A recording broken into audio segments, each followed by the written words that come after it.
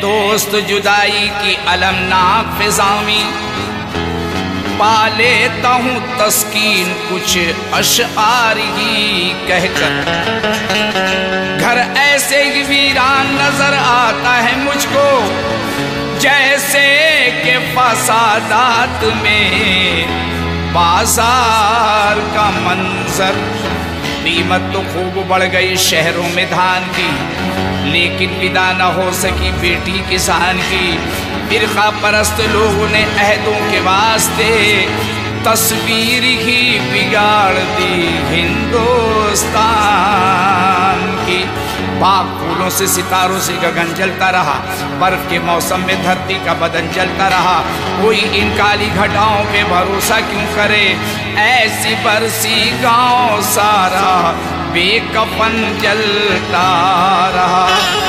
तो हम कहीं हिंदू कहीं, हम कहीं हिंदू कहीं मुस्लिम बने बैठे रहे, और धर्म के चौपाल पे सारा वतन जलता रहा। मुरझा के रह गए हैं गुलेतर न पूछिए, मुरझा के रह गए हैं गुलेतर न पूछिए, और वीरानिए हयात का मंजर न पूछिए। क्योंकि गारतगरी का राज है, गारतगरी का राज है हद निगाह तक। और क्यों खून रो रहा हूँ ये बराबर न पूछिए, क्योंकि शहर में एक भी, इस शहर में एक भी ए भाई बच्चा नहीं रोने वाला। शहर में एक भी बच्चा नहीं रोने वाला, शहर में एक भी बच्चा नहीं रोने वाला, शहर में एक भी बच्चा नहीं रोने वाला, शहर में एक भी, शहर में एक भी बच्चा नहीं रोने वाला, शहर में एक भी बच्चा नहीं रोने वाला, शहर में एक भी बच्चा नहीं रोने वाला, शहर में एक भी बच्चा नहीं रोने वाला। आने दाने को, दाने दाने को ये तरसता है खिलौने वाला। दाने दाने को तरसता है खिलौने वाला, दाने दाने को तरसता है खिलौने वाला, दाने दाने को।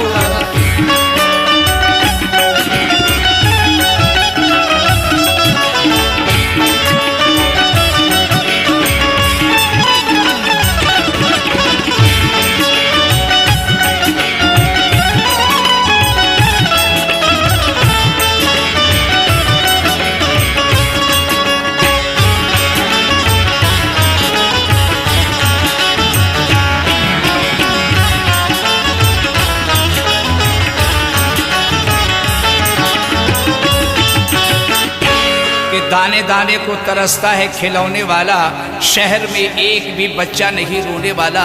बच्चे से मुतासिर होकर कहता हूँ कि हर वक्त टंगा रहता है सर पर मेरे सूरज, हर वक्त टंगा रहता है सर पर मेरे सूरज। मुझको मेरा साया भी मुयस्सर नहीं होता, और जब घर में नहीं होते मेरे फूल से बच्चे, उस वक्त मेरा घर भी मेरा घर नहीं होता। मिटे हुओं को दोबारा मिटाने वाला है, मिटे हुओं को दोबारा मिटाने वाला है। हमारे देश में तूफान आने वाला है, फसादियों ने इसे मारना खुदा के लिए, क्योंकि हमारा एक ही बच्चा कमाने वाला है। और इससे बढ़कर हादसा क्या होगा लोगों, इससे बढ़कर हादसा क्या होगा लोगों। बदनसीबी ने कयामत ये उठा रखी है, और उसके बच्चे ही तरसते हैं खिलौनों के लिए। जिसने दुकान खिलौनों की सजा रखी है, तो दाने दाने को, दाने दाने को ये तरसता है खिलौने वाला। दाने दाने को तरसता है खिलौने वाला, दाने दाने को तरसता है खिलौने वाला, दाने दाने को तरसता है खिलौने वाला।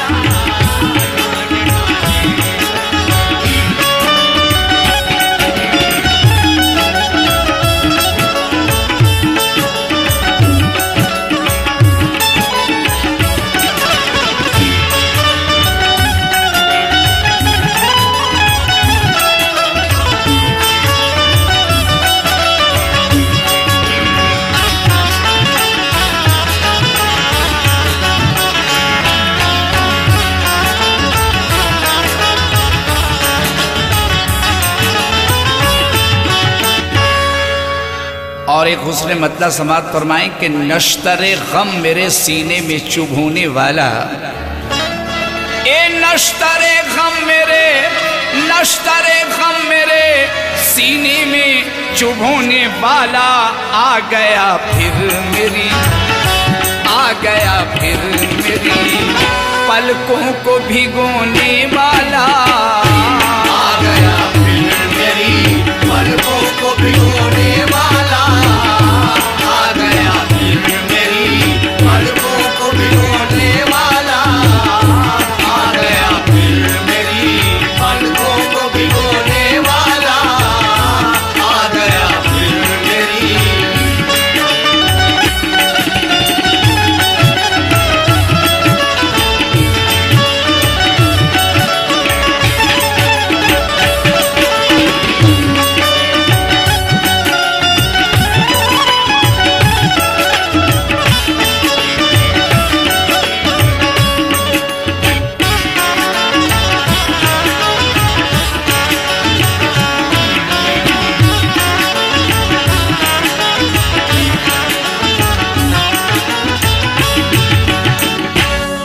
ये शेर समाप्त फरमाएं कि इसको क्या कहिए कि मेरा कत्ल किया है जिसने, इसको क्या कहिए और इसको क्या कहिए कि मेरा कत्ल किया है जिसने, तो सबसे आगे है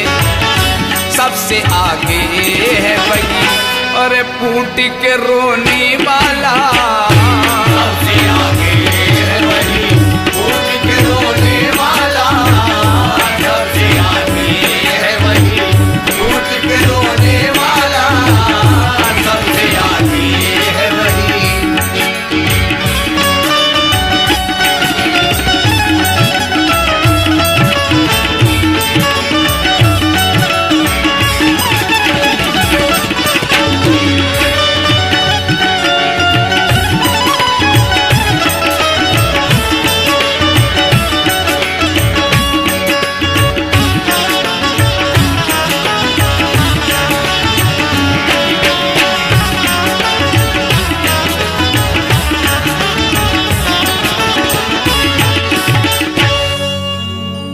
तो इसको क्या कहिए कि मेरा कत्ल किया है जिसने, सबसे आगे है वही फूट के रोने वाला, कि शक्ल कुछ और ही मासूम बना रखी है, शक्ल कुछ और ही मासूम बना रखी है, बुग़्ज़ है दिल में, हंसी लब पे सजा रखी है, तुम मुझे कत्ल तो करने को नहीं आए, लेकिन आस्तीनों में क्या चीज़ छुपा रखी है, जहाँ पे अपने ही साए से डर सा लगता है, जहाँ पे अपने ही साए से डर सा लगता है, उसी गली में मेरा घर है, क्या किया जाए।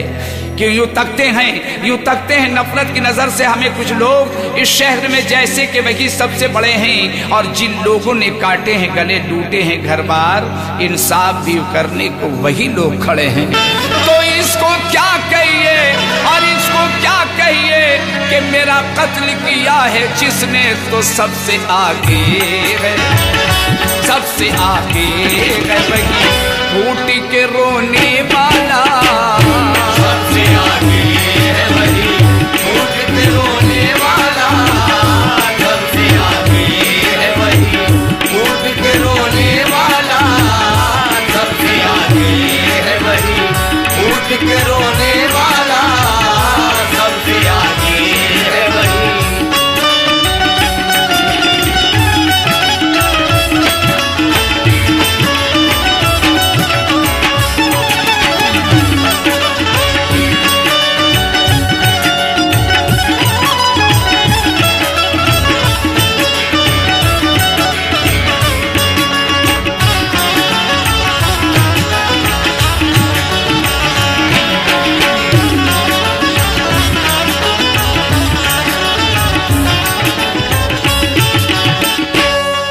और ये शेर समाप्त फरमाएं कि पेड़ का कर्ब ना समझा है ना समझेगा कभी, ए पेड़ का कर्ब ना समझा है ना समझेगा कभी, कौन के पेड़ के साए में आराम से सोने वाला, पेड़ के साए में आराम से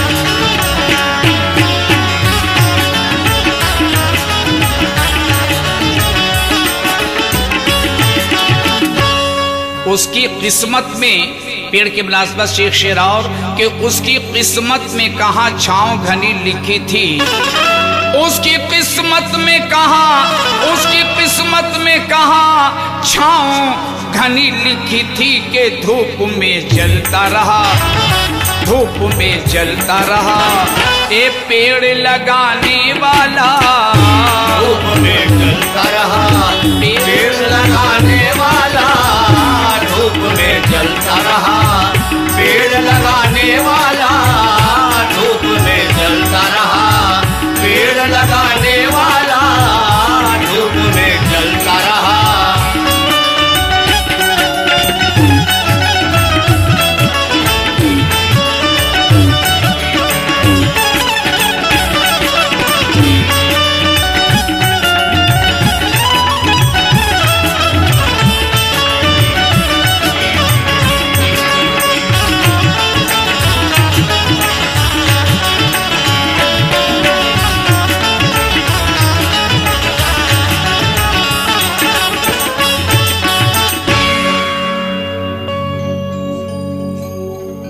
उसको रुखसत तो किया, उसको रुखसत तो किया, ये मुझे मालूम न था, उसको रुखसत तो किया, उसको रुखसत तो किया और ये मुझे मालूम न था क्या कि सारा घर ले गया, सारा घर ले गया ए भाई घर छोड़ के जाने वाला, घर ले गया घर छोड़ के जाने वाला, सारा घर ले गया घर छोड़ के जाने वाला, सारा घर ले गया घर छोड़ के जाने वाला, सारा घर ले गया।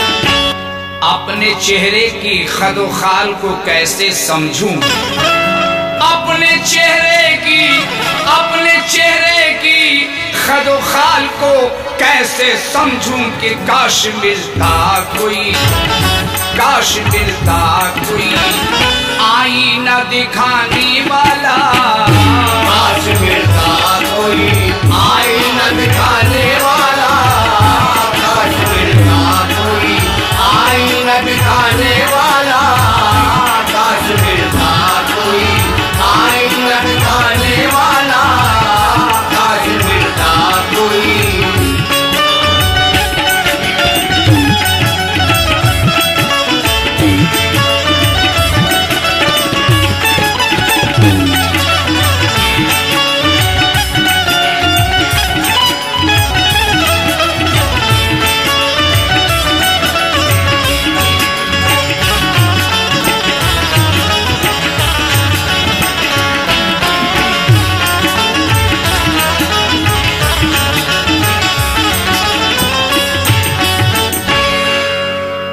और तबलीग के तौर पर यह शेर समात फरमाए, शायर कहता है कि अपने काबे की हिफाजत में खुद करनी है, अपने काबे की, अपने काबे की हिफाजत में खुद करनी है, क्योंकि अब अबाबीलों का, अब अबाबीलों का ये भाई लश्कर नहीं आने वाला, लश्कर नहीं आने वाला, अबाबीलों का लश्कर नहीं आने वाला, अबाबीलों का लश्कर नहीं आने वाला, अबाबीलों का।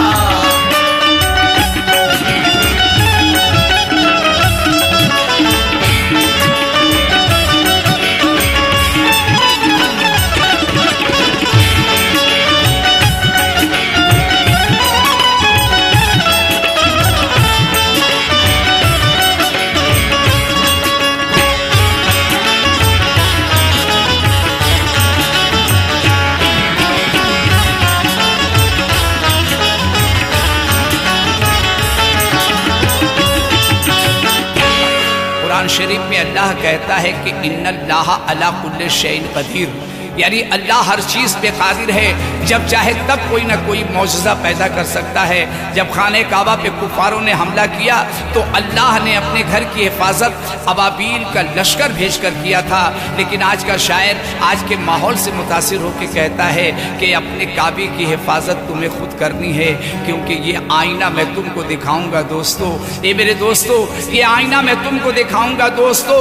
जब मस्जिदें कच्ची थी तो पक्के थे नमाजी, और कैसा जमाना आ गया दुनिया में अयाज, अब मस्जिदें पक्की है तो कच्चे हैं नमाजी।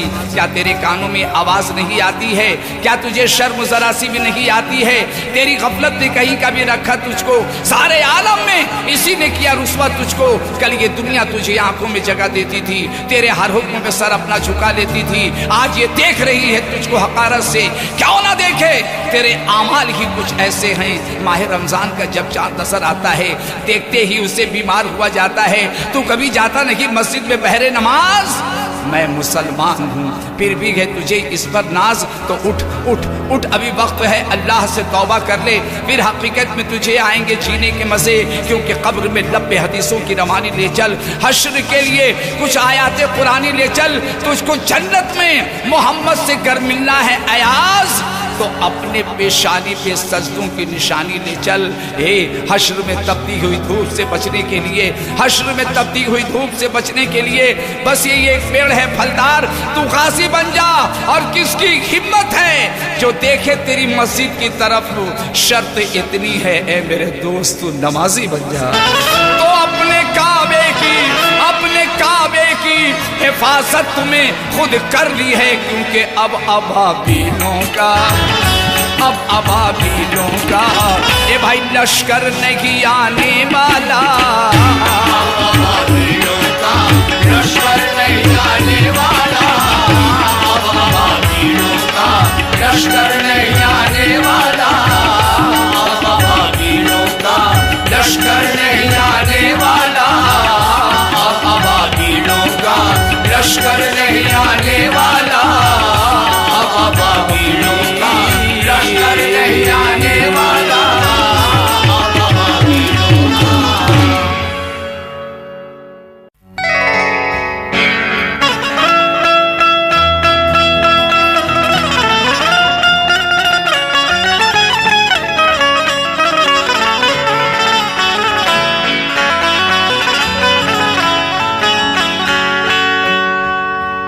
जिधर वो हुस्न का पैकर दिखाई देता था, उधर का और ही मंजर दिखाई देता था।